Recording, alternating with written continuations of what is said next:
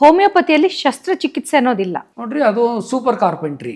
Okay. ಅದು ಯಾರು ಬೇಕಾದ್ರೂ ಮಾಡ್ಬೋದು. ಅದು ಹೋಮಿಯೋಪತಿ ಡಾಕ್ಟರ್ಗಳು ಕೂಡ ನಮ್ಮಲ್ಲೂ ಈಗ MS ಮಾಡ್ತಾ ಇದ್ದಾರೆ. ಅವರು ಕೂಡ ಅವ್ರ ಆಸ್ಪತ್ರೆಗಳಲ್ಲಿ ಇನ್ನು ಮುಂದೆ ಮಾಡ್ಬೋದು. ಹೋಮಿಯೋಪತಿ ಔಷಧಿನ ಉಪಯೋಗಿಸ್ಕೊಳ್ಬೋದು.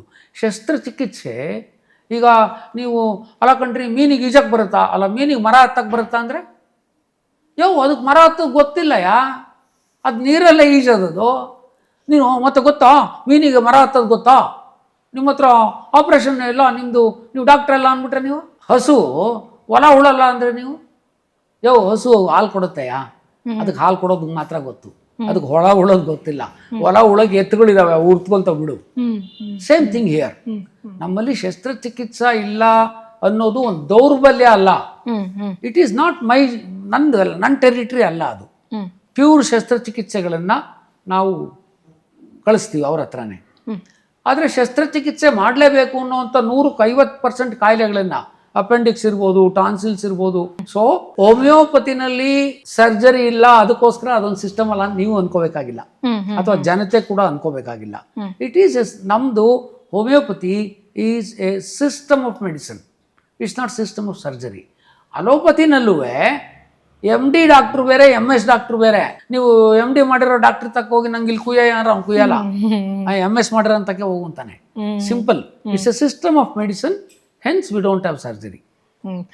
ಡಾಕ್ಟ್ರೆ, ಇನ್ನೊಂದು ವಿಚಾರ, ಈ ಒಂದು ಸ್ವಲ್ಪ ನಾವು ಡಯಾಬಿಟಿಸ್ ಬಗ್ಗೆ ಮಾತನಾಡೋಣ. ಯಾಕಂದರೆ ಇವತ್ತು ತಾವು ಪ್ರಾರಂಭದಲ್ಲಿ ಒಂದು ಮಾತು ಹೇಳಿದ್ರಿ ಡಯಾಬಿಟಿಸ್ ಬಗ್ಗೆ. ಇವತ್ತು ಎಷ್ಟೋ ಜನಕ್ಕೆ ಹಳ್ಳಿಗಳಲ್ಲಾಗ್ಬೋದು ಅಥವಾ ನಗರ ಪ್ರದೇಶದಲ್ಲಾಗ್ಬೋದು ಡಯಾಬಿಟಿಸಿಂದ ಸಫರ್ ಆಗ್ತಾ ಇದ್ದಾರೆ. ಈಗ ಡಾಕ್ಟ್ರ್ ಹತ್ರ ಹೋಗ್ತಾರೆ, ಒಂದು ಸ್ವಲ್ಪ ಡಿಫ್ರೆನ್ಸ್ ಆಗಿದ ತಕ್ಷಣ ಇಮ್ಮಿಡಿಯೇಟ್ ಮಾತ್ರೆಗಳನ್ನು ಕೊಟ್ಬಿಡ್ತಾರೆ. ಸೊ ಆ ಮಾತ್ರೆಗಳು ತಿಂದಾಗ ಅದು ಡಯಾಬಿಟಿಸ್ ಕಂಟಿನ್ಯೂ ಆಗುತ್ತೆ ಅಂತ ಹೇಳ್ತಾರೆ. ಇದು ನಿಜಾನಾ ಡಾಕ್ಟ್ರೆ? ಈಗ ಬೆಂಗಳೂರಿಗೆ ಯಾರೋ ಒಂದು 4 ಜನ ಪಾಕಿಸ್ತಾನದವ್ರು ಬಂದ್ಬಿಟ್ಟಿದ್ದಾರೆ. ನೀವೇನು ಹೇಳ್ತೀರಾ, ಅವ್ರು ಹಿಡಿಯೋದು ಹೆಂಗಪ್ಪ ಅಂತ ಕೇಳಿದರೆ ನೀವು ಹೇಳ್ತೀರಾ ರಾತ್ರಿ ಬೆಂಗಳೂರಿಗೆ ಬಾಂಬ್ ಹಾಕ್ಬಿಡಿ ಸತ್ತೋಗ್ತಾರೆ ಅಂತ. ನಾವೇನು ಹೇಳ್ತೀವಿ ಅಂದರೆ, ಕೂಂಬಿಂಗ್ ಆಪರೇಷನ್ ಮಾಡಿ ಮಾರನ್ನ ಅವ್ನು ಯಾರಿಗೋ ಮಾಡಿದ್ರಲ್ಲ, ಇವನ್ನ ರಾಜೀವ್ ಗಾಂಧಿ ಕೊಂದನ್ನ ಕೊಣಕುಂಟೆಲಿ, ಹಂಗೆ ಆ ಮನೇನ ರಾತ್ರಿ ಸುತ್ತುವರೆದು ಟಾರ್ಗೆಟ್ ಇಟ್ಟು ಅದಕ್ಕೆ ಹೊಡಿರಯ್ಯ ಸತ್ತೋಗ್ತಾನೆ ಅಂತೀವಿ. ನೀವು ಬೆಂಗಳೂರಿಗೆ ಬಾಂಬ್ ಹಾಕ್ಬಿಡು ಅಂತೀರ. ಹಂಗಲ್ಲ. ಡಯಾಬಿಟೀಸ್ ಒಂದು ಕಾಯಿಲೆ ಅಲ್ಲ. ಡಯಾಬಿಟೀಸ್ ಒಂದು ಬಲಹೀನತೆ. It's not a disease at all. Multifactorial ಇರುವಂತಹ ಒಂದು ಸಮೂಹಗಳ ಚಿಹ್ನೆ. It's not a disease like malaria. ಇದೊಂದು ಡಿಸೀಸ್ ಅಲ್ಲ. ಸೊ ಇದೊಂದು ಮಲ್ಟಿಫ್ಯಾಕ್ಟೋರಿಯಲ್ ಡಿಸೀಸ್.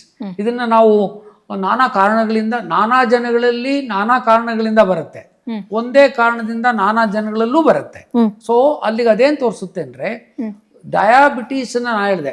ಈಗ ಉದಾಹರಣೆಗೆ ವಿಪರೀತ ಹಸುವಾಗೋದು, ರಾತ್ರಿ ಹೊತ್ತು 7-8 ಸರಿ ಮೂತ್ರ ಕೇಳುವಂಥದ್ದು, ಮತ್ತು ಬಾಯಾರಿಕೆ, ಮತ್ತು ಜನನಾಂಗಗಳಲ್ಲಿ ತುರಿಕೆ, ಇದೆಲ್ಲ ಇದ್ದು ರಕ್ತದಲ್ಲಿ ಗ್ಲೂಕೋಸ್ ಅಂಶ ಜಾಸ್ತಿ ಆದಾಗ ಅದನ್ನು ಡಯಾಬಿಟೀಸ್ ಅಂತ ಪ್ರಪಂಚದ ಎಲ್ಲ ಡಾಕ್ಟ್ರುಗಳು ಒಪ್ಕೊತಾರೆ. ನಾವೇನು ಮಾಡ್ತೀವಿ, ಡಯಾಬಿಟೀಸಿಗಿಂತ ಡಯಾಬಿಟೀಸ್ ಓನರ್ ಯಾರು ಅಂತ ನೋಡ್ತೀವಿ. ನಾನು ಆಗಲೇ ಹೇಳಿದೆ ನಿಮಗೆ, ಯಾರೋ 45 ವರ್ಷದೊಳಗೆ ಬಂದಿದ್ಲು, ಅವಳಿಗೆ ಮಗಳು ಬಿಟ್ಟೋದ್ಲಲ್ಲ ಅಂತ ಅವತ್ತಿಂದ ಡಯಾಬಿಟೀಸು. ಇವನು ಯಾರೋ ಇನ್ನೊಬ್ಬ ಬಂದಿದ್ದ, ಫ್ಯಾಕ್ಟ್ರಿ ಓನರು, ಗಂಡ ಹೆಂಡತಿ ಇಬ್ಬರು ಕೂತಿದ್ರು, ಅವನು ಮಗುಮಾಗೆ ಇದ್ದ. ಹೇಗೆ no all that is I am all right, what is wrong with me ಅಂತ ಅವ್ನು ಏನು ಬಾಯಿ ಬಿಡೋಕ್ಕೆ ತಯಾರಿಲ್ಲ. ಹೆಂಡ್ತಿ ಹೇಳ್ರಿ ತಿವಿತಾನೆ ಇದ್ದಾಳೆ. ನೀನು ಕೂತ್ಕೊಳ್ಳೆ, ಗೊತ್ತಾಗಲ್ಲ, ಏನೂ ಆಗಿಲ್ಲ ಅಂತಾನೆ. ನಿಧಾನಕ್ಕೆ ನೋಡಿದರೆ ಇವನು ಸ್ವಂತ ತಮ್ಮನೇ ಇವನಿಗೆ ಪಾರ್ಟ್ನರ್ಶಿಪ್ಪಲ್ಲಿ ತೊಗೊಂಡಿದ್ರು ಒಂದು ದೊಡ್ಡ ಫ್ಯಾಕ್ಟ್ರಿ, ಕೋಟ್ಯಾಂತರ ರೂಪಾಯಿಂದು. ಇವನು ಯಾವಾಗಲೋ ಇವನು ಸ್ವಲ್ಪ ಉಡಾಳ, ಗೊತ್ತಾಗಿಲ್ಲ. ಇಲ್ಲಿ ನನಗೂ ಅಲ್ಲಿ ಮಾತಾಡೋದ್ರಲ್ಲೇ ಗೊತ್ತಾಯಿತು. ಇವನು ತಮ್ಮ ಹೇಳಿದ್ದಕ್ಕೆಲ್ಲ ಪೇಪರಿಗೆ ಸೈನ್ ಮಾಡ್ತಾ ಇದ್ದ. ಒಂದು ದಿವಸ ಎಷ್ಟು ಮಟ್ಟಿಗೆ ಮಾಡಿಬಿಟ್ಟ ಅಂದರೆ 85% ಇನ್ವೆಸ್ಟ್ಮೆಂಟು ತಮ್ಮಂದು ಅಂತ ಮಾಡಾಕ್ಬಿಟ್ಟ. 85% ಇವಂದಿತ್ತು. One fine day he took over the whole factory. ಇವ್ರು ಆ್ಯಕ್ಚುಲಿ ಬೀದಿಗೆ ಬಂದಿದ್ದಾರೆ.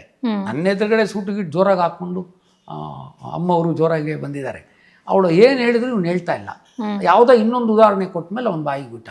ಅಲ್ಲಿ ನಂಬಿಕೆ ದ್ರೋಹ, ವಿಶ್ವಾಸ ದ್ರೋಹ, ನಂಬಿಕೆಯಲ್ಲಿ ದ್ರೋಹ ಆಯಿತು ಅಂತ ಒಂದು ಮೆಡಿಸನ್ನು, ಅದನ್ನು ಕೊಟ್ಟ ಮೇಲೆ ಅವ್ನು ಡಯಾಬಿಟೀಸ್ ದಾರಿಗೆ ಬಂತು.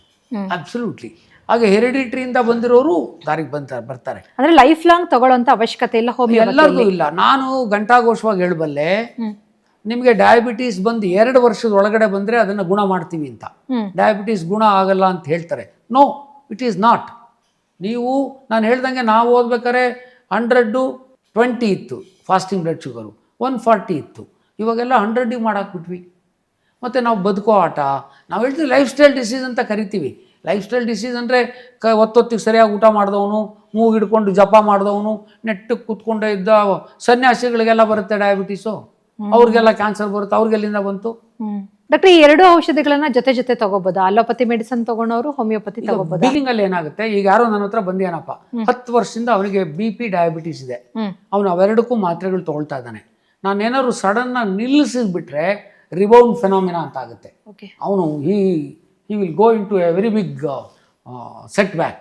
ಅಂಥವ್ರಿಗೆ ಏನು ಮಾಡ್ತೀವಿ, ಸಮಾನಾಂತರವಾಗಿ ನಮ್ಮ ಔಷಧಿಗಳನ್ನು ಕೊಟ್ಟು ಬ್ಲಡ್ ಶುಗರ್ ಲೆವೆಲ್ ನಿಧಾನಕ್ಕೆ ಬರ್ತಾ ಬರ್ತಾ ಆ ಔಷಧಿಗಳನ್ನು ಟೇಪರ್ ಮಾಡ್ತೀವಿ, ಅರ್ಧ ಮಾಡ್ತೀವಿ, 1-2 ವರ್ಷದಲ್ಲಿ ಬಿಡಿಸ್ತೀವಿ. ಕ್ರಾನಿಕ್ ಕೇಸಲ್ಲಿ. ಅಕ್ಯೂಟ್ ಕೇಸಲ್ಲಿ ಈಗ ತಾನೇ ಬಂದಿದೆ ಅಂದರೆ ಬಿಡಿಸಿದ್ದೀವಿ, ನಮ್ಮ ಔಷಧಿನಲ್ಲೇ ಸರಿ ಮಾಡಿದ್ದೀವಿ. ಡಯಾಬಿಟಿಸ್ ಒಂದೇ ಅಲ್ಲ, ಯಾವುದೇ ಔಷಧಿ ಕೂಡ. ಡಾಕ್ಟ್ರೆ, ಈ ಹೋಮಿಯೋಪತಿ ಮೆಡಿಸನ್ ಮಾನಸಿಕ ಸಮಸ್ಯೆಗಳಿಗೂ ಮಾನಸಿಕ ರೋಗಗಳಿಗೂ ಆಗುತ್ತಾ? ಅಯ್ಯೋ, ಹೋಮಿಯೋಪತಿ ಇರೋದೇ ಮಾನಸಿಕ, ಅಂದರೆ ನಾನು ಆಗಲೇ ಹೇಳಿದೆ, ಸರಿಯಾಗಿರ್ಬೇಕು. ಕರೆಕ್ಟ್. ಮನುಷ್ಯನಿಗೆ ಮನಸ್ಸೇ ಮೂಲಾಧಾರ. ಮನಸ್ಸು almost that is the sergeant of the army. ಅವನಿದ್ದಂಗೆ ಮನಸ್ಸು ಹೇಳ್ದಂಗೆ ದೇಹ ಕೇಳುತ್ತೆ. ನಿಜ ಹೇಳಬೇಕು ಅಂದರೆ ಮನಸ್ಸು 90%, ದೇಹ 10%. ಯಾರ ಮನಸ್ಸು ಸ್ಥಿಮಿತದಲ್ಲಿರುತ್ತೋ, ಯಾರ ಮನಸ್ಸು ರಾಗ ಭಾವ ದ್ವೇಷಗಳಿಂದ ಹೊರತಾಗಿರುತ್ತೋ, ಇಲ್ಲಿ ಮನಸ್ಸು ಅಂದ ಕೂಡಲೇ ನೀವು ಇನ್ನೊಂದು ನಿಮ್ಮ ದೃಷ್ಟಿಕೋನ ಹೆಂಗಿತ್ತೋ ನಂಗೆ ಗೊತ್ತಿಲ್ಲ, ಮನಸ್ಸು ಅಂದ ಕೂಡಲೇ ಸೈಕ್ಯಾಟ್ರಿ ಲೆಕ್ಕ ಹಾಕ್ಬಿಡ್ತಾರೆ. ಸೈಕ್ಯಾಟ್ರಿಲಿ ಏನಾಗುತ್ತೆ ಗೊತ್ತಾ, ನಿಮಗೆ ಜಾಸ್ತಿ ಎದ್ದೆದ್ದು ಕುಡಿತಾ ಇದ್ದೀರಾ, ಊಟ ಜಾಸ್ತಿ ಆಗಿದೆ, ನಿಮ್ಮನ್ನು ಇಳಿಸಕ್ಕೆ ಕೊಡ್ತೀವಿ. ಭಾಳ ಡಿಪ್ರೆಷನ್ಗೆ ಹೋಗಿದ್ಯಾ, ಏರ್ಸಕ್ಕೆ ಕೊಡ್ತೀವಿ. ಹಂಗಲ್ಲ, ಅವನನ್ನು ಸಮಚಿತ್ತಕ್ಕೆ ತಂದು ನಿಲ್ಲಿಸುವಂಥದ್ದು ಹೋಮಿಯೋಪತಿದು. ಹೋಮಿಯೋಪತಿನಲ್ಲಿ ಮನಸ್ಸು ಮತ್ತು ಬುದ್ಧಿ ಸುಪ್ರೀಂ ಅಂತ ಕರಿತೀವಿ. In fact diseases originates from the mind ಅಂತ ಕರಿತೀವಿ. ಮೈಂಡೇ ಇಲ್ದವನಿಗೆ ಬರೀ ದೇಹದಿಂದನೇ ಕಾಯಿಲೆ ಬಂದಿದ್ದರೆ ಅದನ್ನು ಗುಣ ಮಾಡೋದು ಬಹಳ ಸುಲಭ. ಒಬ್ಬೊಬ್ರದ್ದು ಒಂದೊಂದು ಪರ್ಸನಾಲಿಟಿ. ನಮ್ಮ ರಾಜಕೀಯ ಧುರೀಣರು ಎಲ್ಲ ಇಲ್ಲೊಂದು ಹೇಳೋದು ಅಲ್ಲೊಂದು ಮಾಡೋದು, ಪೂರ್ತಿ ಮುಗಿಸಾಕ್ಬಿಡೋದು. ಅದು ಅವಳ್ಯಾರೋ ಬಾಂಗ್ಲಾ, ಇವನ್ಯಾರೋ ಶೇಖ್ ಅಬ್ದುಲ್ಲಾ, ಅವನ್ಯಾರೋ ವೆನಜೀರ್ ಬಿಟ್ಟು, ಎಲ್ಲದೂ ಒಂದೊಂದು ವ್ಯಕ್ತಿತ್ವಗಳು. ಟ್ರಂಪು, ಇವರೆಲ್ಲರನ್ನೂ ನಾವು ನಿಜವಾಗಿ ಹೇಳ್ತೀನಿ, ಹೋಮಿಯೋಪತಿ ಔಷಧಿಯಿಂದ ಅವರ ಊನಗಳನ್ನು ಸರಿ ಮಾಡಿದರೆ ಅವರು ಸಾಮಾನ್ಯ ಮನುಷ್ಯರಾಗ್ತಾಯಿದ್ರು. So it is the disturbed mind which brings disturbed body. ಹಾಗಾಗಿ ಮನಸ್ಸೇ ಮುಖ್ಯ ಹೋಮಿಯೋಪತಿನಲ್ಲಿ. ಅದಕ್ಕೆ ನಾವು ಯಾವಾಗಲೂ ಹೇಳ್ತೀವಿ, ನಿಮ್ಮ ಮನಸ್ಸನ್ನು ಮಲ್ಲಿಗೆ ಅಂತ ಇಟ್ಕೊಳ್ಳಿ, ಬದುಕು ಒಳಿತಿನೆಡೆಯ ಧ್ಯಾನದಂತಿರಲಿ, ತನ್ನಂತೆ ಪರರ ಬಗೆದೊಡೆ ಕೈಲಾಸ ವಿನಾಣವಕ್ಕೂ ಸರ್ವಜ್ಞ, ಹಂಗಿಟ್ಕೊಳ್ಳಿ ಅಂತ ಹೇಳ್ತೀವಿ.